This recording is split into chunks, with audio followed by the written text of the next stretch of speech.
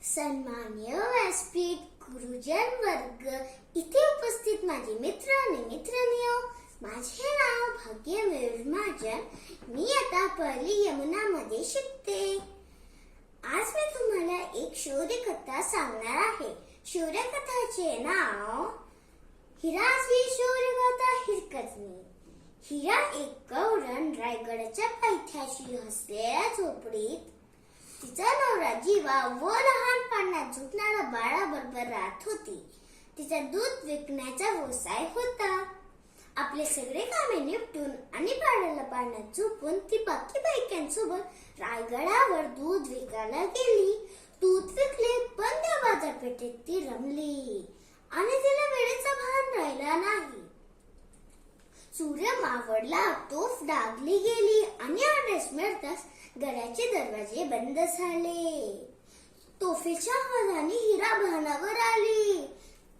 तिच्या बरोबरचे बायका कधीच निघून गेले होते.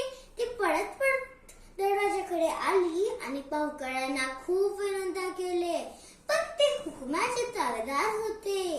हिरा तिच्या तान्ह्या बाळाच्या ओढीने अस्वस्थ झाली. तिचं बाळ पाण्यात नरडत असणार त्या चिंतेने ती व्याकुळ झाली. आपल्या बाळाच्या काळजीपोटी हिराने गड उतरायचा निर्धार केला. रायगडाचा हा कडा अतिशय खोल आणि निमुळता होता.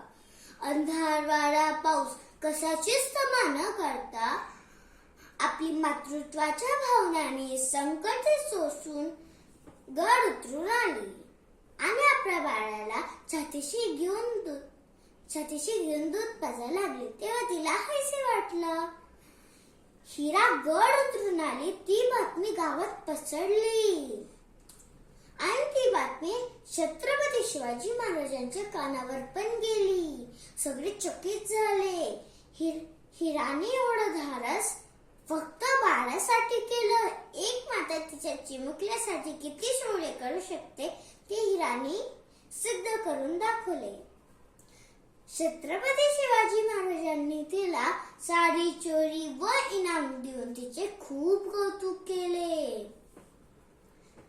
हिराचं एवढं धाडस कायम लक्षात राहावे म्हणून त्या कडेला हिरकणी बुरुज नाव दिलं गेले.